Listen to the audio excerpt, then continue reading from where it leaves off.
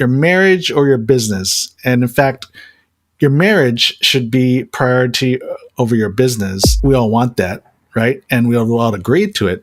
The tension is, or the struggle is, what's going to happen to my business if I prioritize my marriage? The marriage is going to take over the business and you won't get anything done with your business. So what if we told you that if you prioritize your marriage, that it's actually the key to success to your business thriving as well? Thriving in Tandem. It's a podcast for you, the married entrepreneur that wants to win in business and marriage at the same time. Welcome to Thriving in Tandem. Hello, and welcome back to this week's episode of Thriving in Tandem. Hi, Tandem family.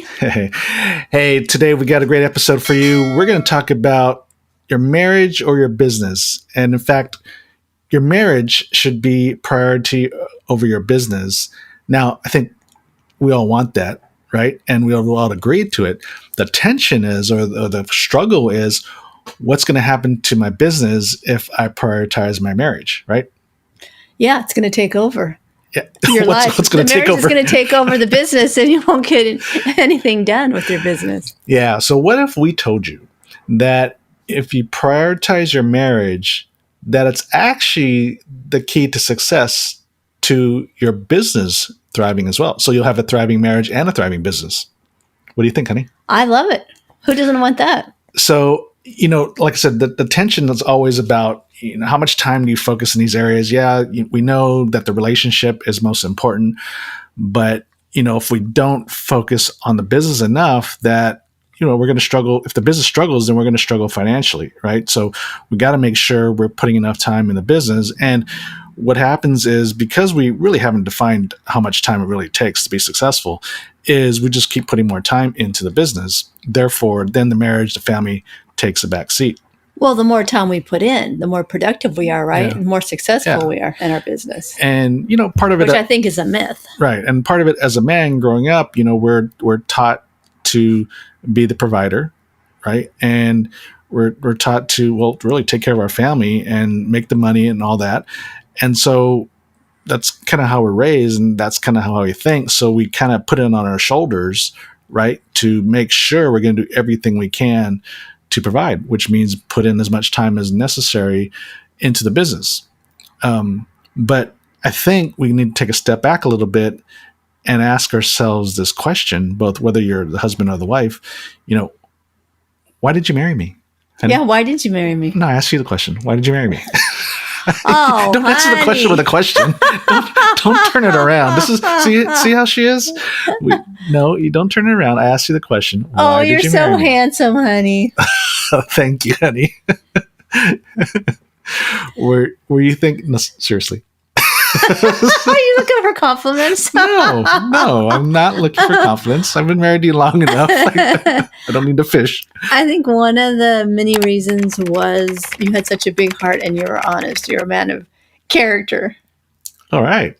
That's good. Anything else? Well, because I remember when we were when you first asked me out on a date, I think it was email. And you said, when do you want to go? Is that what you said? Oh, no, you said, I'll call you tonight or tomorrow to make plans on going out. And then you called me that night. And I thought, oh my gosh, he's a man of his word. Because a lot of people would just say I'll give you a call sometime or I'll call you tonight and then not do it. Yeah, play hard to get. Yeah. Or whenever they get around to it, or maybe they don't get around to it. Well, guys, we there's a game, right? We don't want to make it seem like we're too eager.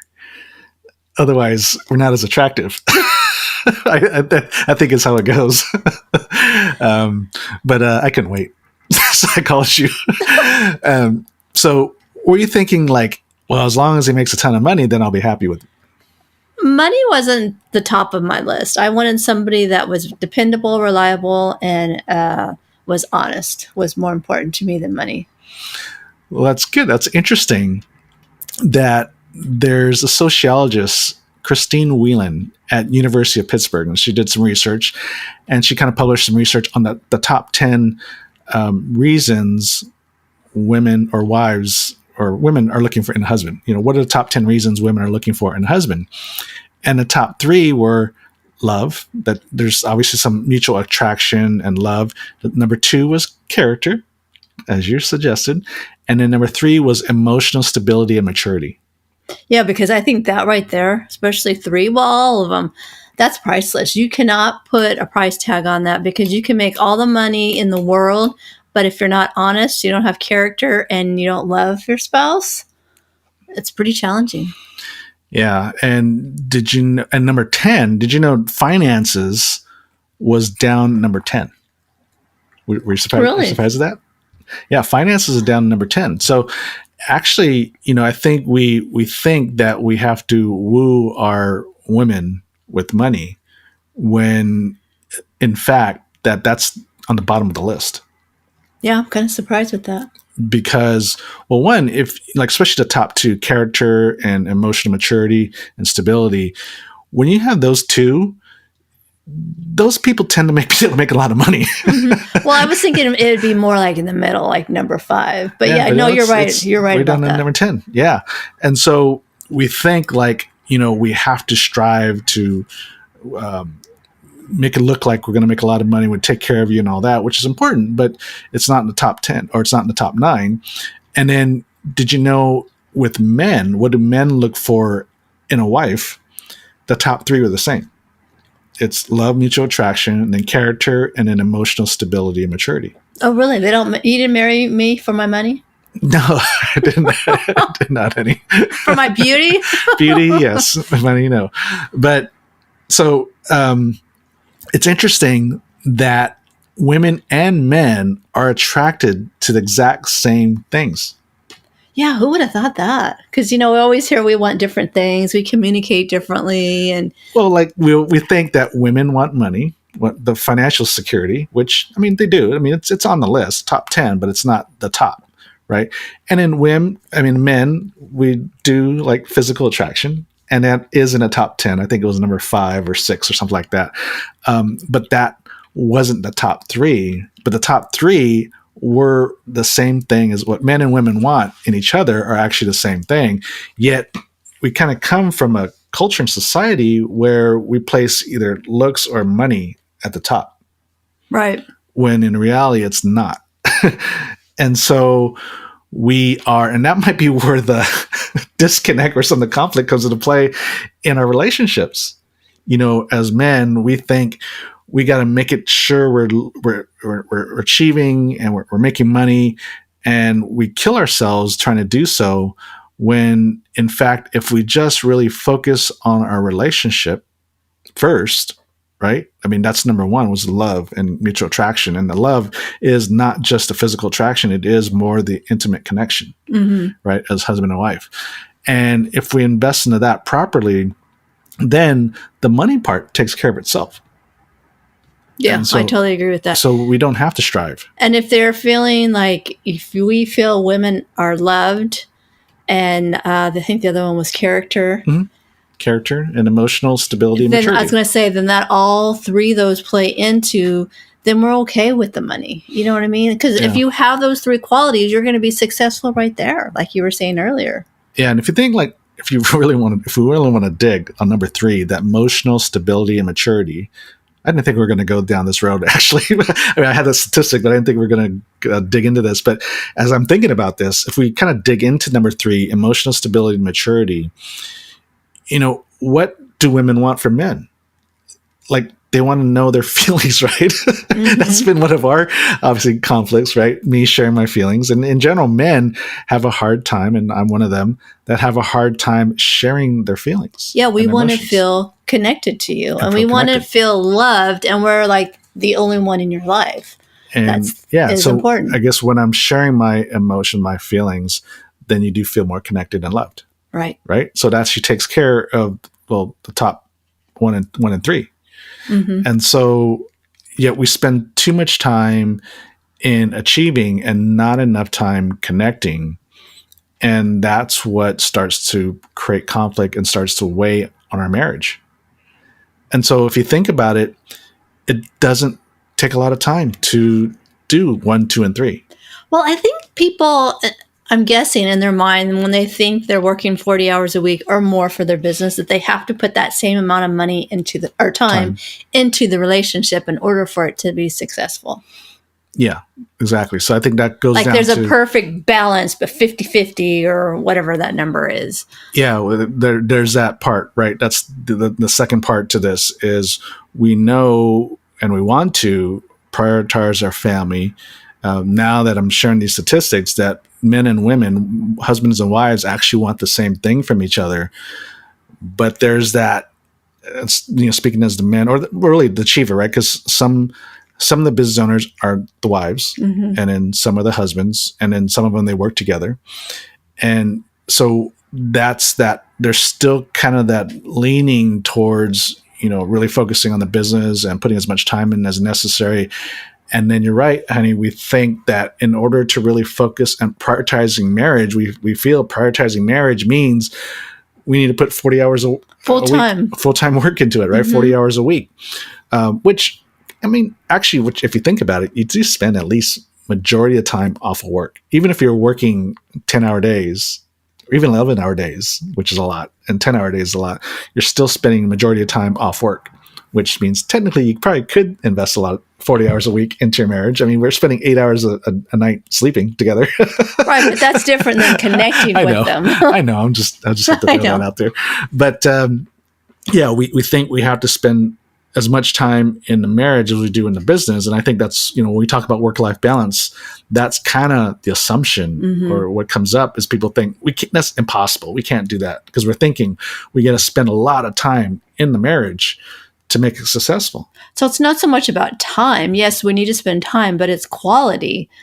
And I know like with us, it's important. We have our weekly meetings. And so I know we've talked about this before. You give me an encouraging word every week on Mondays. And I love that. That carries me sometimes through the whole week. We usually in the morning, we pray together. I love that as well. That's a great way to start my day. I feel connected to you. It makes me feel special. That doesn't take a lot of time as well. Yeah. So the question is, how much time does it take to have relational success, to have a successful marriage? And if we talk to, and we'll just, give you our examples. And if you've heard some of our previous podcasts, you've probably heard some of this already. And as Kaylee sharing that the first thing in the morning is our prayer time. And we're talking 15 minutes roughly, right, on average.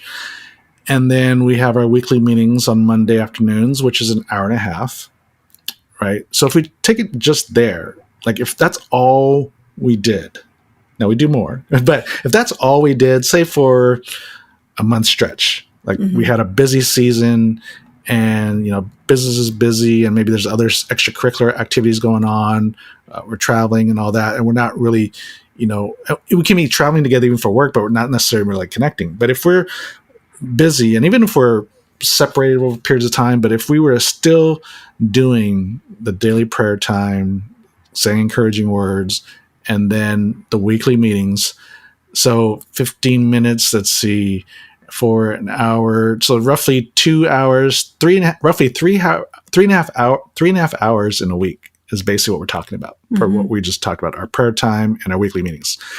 3.5 hours in a week.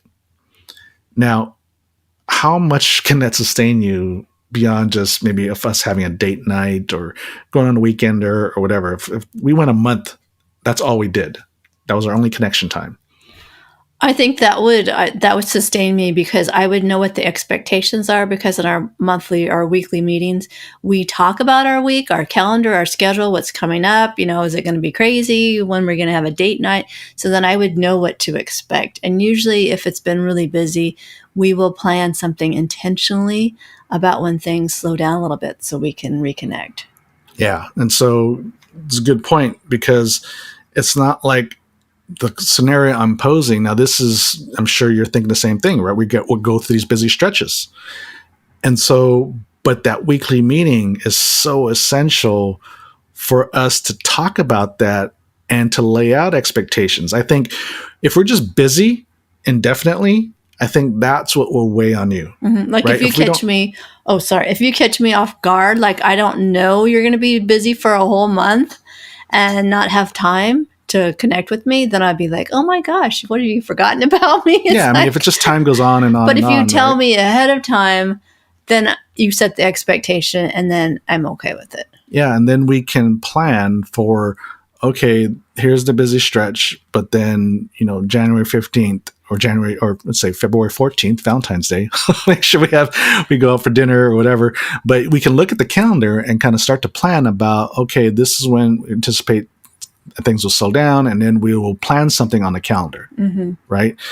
And then, or even in the midst of a busy stretch, we can at least say, hey, let's at least go out to dinner or go out to lunch or even have breakfast or coffee or something, right?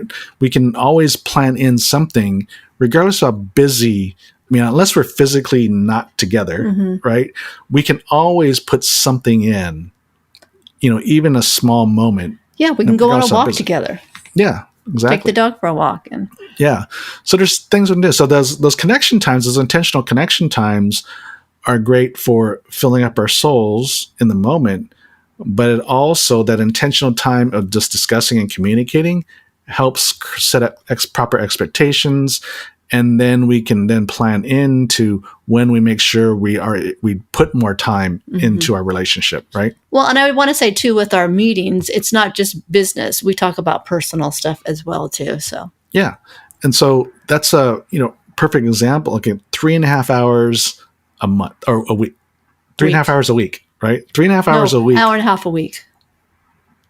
No. Oh, with the prayer time. Sorry. You're right. I was thinking just the meetings. 3.5 hours a week of our, that's our, what we call the minimum time, right? That's the protected time, the minimum time we spend with each other, or intentional time we spend with each other. So 3.5 hours in a week, not a lot of time in the big scheme of things, yet is so essential to our relationship. And really, could you say it guarantees relational success? I think it's a big key, right? And so that right there just shows you it doesn't take a lot of time to invest into it to have relational success. Now, on the flip side, then how much time, just talking about business success. Well, I still need to put a lot of time in the business or whatever. Well, the reality is we're only talking about 3.5 hours for ourselves. And that's not even including a date night. Right. And so you still have a lot of time to invest in the business. So we tend to overestimate how much time it takes to be successful at our marriage. And what happens is, but we're not, it's not about how much time, it's the intentional and the quality, right? As hopefully you see this, it's about the intentional time, it's the quality of time, because we can be, we live together, we work together, and we can easily go a month. If we didn't have this intentional, time, the process, we can easily go a month not doing those things, those two things, the weekly meetings and the morning prayer time. And we would actually probably be worse off as a couple. I would probably be upset because I'd feel like you just don't have time for me. Yeah. And that would probably trigger me because one of my love languages is time. Yeah, because we're, when we're not have that intentional weekly meeting time, well, it's going to be, hey, when can we get together? When can we go out or whatever? And it's like, oh, I'm too busy. I'm too busy. I'm too busy. I'm too busy. We're not sitting down and talking about things. And I might in my head think, okay, a month from now, things are going to slow down. Then we'll do something. But because I'm not intentionally talking about these things, then you don't know. And then you get upset. Right. And then I'm just going to come back and say, hey, I'm doing this for us because, it's the business. I want to make sure we're making money. We're getting we're getting clients and all that stuff. And, get defensive about that. Right. So we even if we're together all the time, doesn't necessarily mean we're connected. Right. So that means, we have more than enough time as husband and wife to really stay connected and strengthen our marriage. It's how we use the time. Well, and it's not going to just happen on its own. I hate to tell you, you're going to have to be intentional about it. It just doesn't fall in your lap. Yeah. And then, so as we're showing you, that it still leaves you a lot of time to have success in your business. But at the same time, we don't want you to just keep filling up all your moments with the business, right? Right, because as we've talked about before, just because you're putting in 80 hours a week does not mean you're productive at all. Yeah. And it doesn't mean you're healthy in your relationship or your health journey. Yeah. And in next couple episodes, we will start to talk about the time and money you invest into the business. And we will talk about the time factor that, yeah, you don't have to put in 80 hours a week or 70 hours a week or 60 or even 50 hours a week. That you can get away with even 40 hours a week, which seems unheard of, but it can be done. I think we pretty much do it. I probably work maybe more than 40 hours a week. I probably work about 50, but we could, if you want to, 40. In fact, one of my goals this year, honey. Okay, let's hear this. This is new to me, you guys. I haven't heard it. We interviewed Joe Sanuk on our podcast, and he has a book out called Thursday's the New Friday, and talks about working a 32-hour work week in a business and still be able to grow the business. And so I've been reading his book. We've interviewed him, and I'm reading his book. And so, we're going to start to implement some of this stuff and say, hey, why not get it down to 32 hours a week as opposed to the 50 that I'm working now? And so, so even for us, there's things to be learned, right? So it's kind of going to force us to be more productive. Yeah, because it's not about the time you put in, it's how productive you are. Just like what we're talking about, our personal time, our relational time. It doesn't take a lot of time to have a successful marriage. It's how intentional and how productive are you. So our time together, the 15 minutes is very productive time. That hour and a half on a Monday afternoon is very productive time, right? So it doesn't take a lot of time. Because we do, whether you guys want to admit it or not, at least myself, I have a lot of time wasters. Yeah. And so in the business is the same thing. We waste a lot of time. A lot of it is doing the wrong things. We can fill up 50, 60, 70 hours a week doing a lot of stuff, but it may not necessarily be very productive. It could be just like with most business owners, it's a lot of busy work. It keeps us busy, but are we seeing any real growth in the business? And so we're gonna talk about that in a future episode. And so really, yeah, time is. I've heard people say that time is a commodity, and I say no, it's not. It's an asset. Commodity, when you think about commodities are like disposable stuff. It's so prevalent. Wheat and corn and all that. Those are considered commodities in the stock market. Those are commodities. Commodities typically are kind of abundant, and yet time is not. Everybody has the same amount of time every day, every week, every year, and it's not renewable. You don't get more of it. You start over, like as far as the time, the clock and the day, right? But whatever time you spent, it's gone. You can't get any more of it. And so really it's a precious asset that you need to really manage and steward well. Don't just waste it. So what do you think of the saying, when you need something done, they say to ask the busy person? When you need something done, ask the busy person? Yeah, like if like say you need something done and you need, and there's one person that's super organized, but they're really busy. So how do you feel about asking them? Because some people would say, oh, don't ask them. They're too busy. They got too much on their plate. And then I hear other people say, oh, that's the person to ask because they're super organized and they'll get it done, even though they already have a lot on their plate. Oh, well, I guess it depends on how I'm looking at this busy person. Because, well, I mean, being productive. They're not productive, yeah. Busy doing nothing. Yeah, because busy people aren't necessarily productive, so I don't know if I would ask them. But if I saw someone that was very productive in what they were doing, getting a lot done. And they had a lot on their plate. Yeah, seemed to have a lot on their plate and seemed to be doing it all and doing it well, then yeah, I would ask them how did they do it, right? And so... Because I've seemed to notice that people that are super productive and have a full plate, they seem to get things done. Well, a lot of it is because a lot of the work that's being done is not being done by them. And so if you think about the typical serial entrepreneur, like some people, it cracks me up because the term entrepreneur and serial entrepreneur, people throw that around just because they have multiple businesses, they consider them a serial entrepreneur. Now, if I pull back the curtain a little bit, they may have multiple businesses, but how successful are those businesses? Like, are each of those businesses able to pay themselves a full salary as a business owner?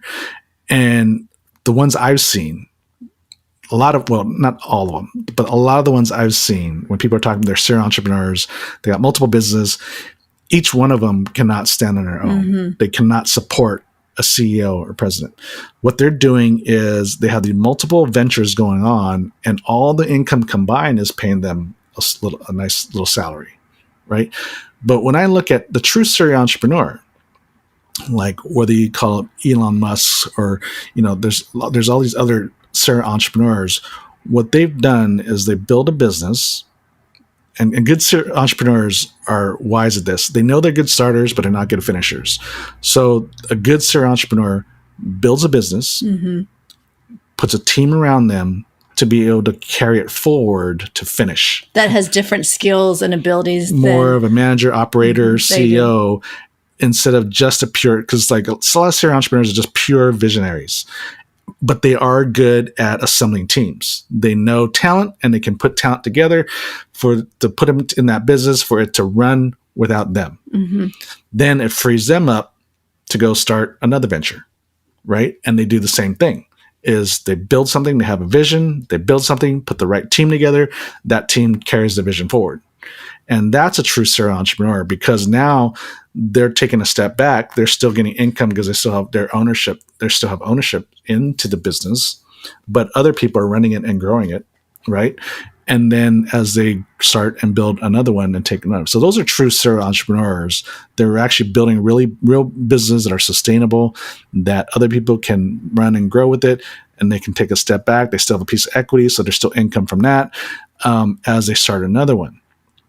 So I guess that's a long-winded answer to what you're talking about. These people are so productive, and they seem to get things done, right? They have all this stuff on their plate. They get things done. Well, that would be a case like serial entrepreneurs. That's a case where they're overseeing multiple businesses, but they're not doing all the work, right? They put the team together to do that. Well, nor do they want to do all the work because they know their strengths. They're okay like having somebody else do it. Yeah, they're good starters, terrible finishers. And a good serial entrepreneur knows that.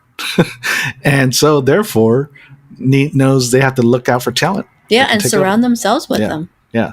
And so as we're speaking, that's almost like a solution for you. If you're caught up with being so busy, you really got to look at your strengths and weaknesses. Where do you spend your time? Where should you be focusing your time in the business?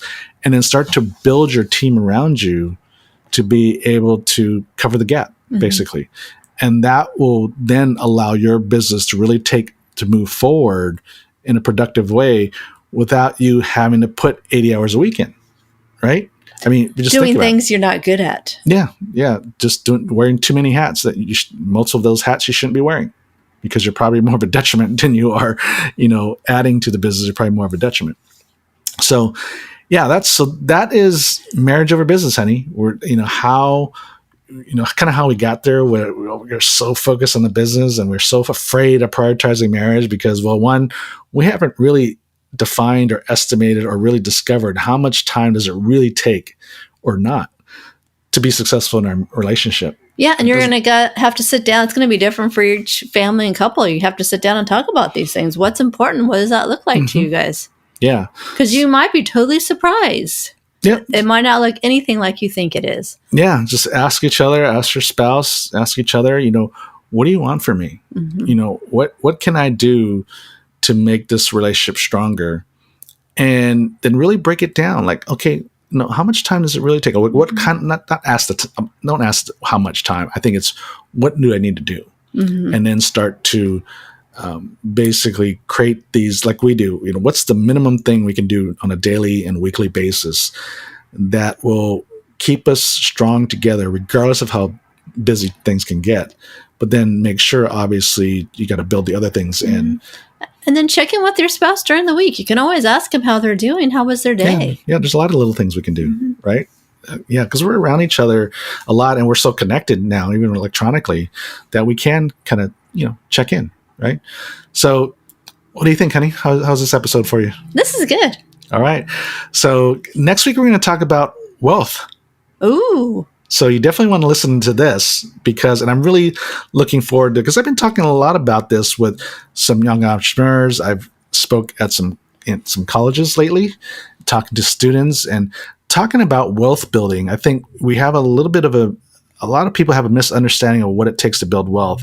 And a lot of it's thinking about having to have all these different side hustles and different businesses. Well, and I think too, a lot of times we don't talk about it as growing up. I mean, Yeah. I was very fortunate that I had parents that talked about it, but I found out when I got older that was not the norm at all. Yeah. So what we're going to talk about next week, and it's just from our personal experience, is building wealth, having these multiple streams of income, but not work for it. Mm-hmm. And don't worry, we're not stealing, we're not cheating, we're not. These are all like honest. tried and true things that people just don't do. Mm-hmm. And I'll give you a little sneak peek on why people don't do this is because they're not patient enough. It comes down to patience.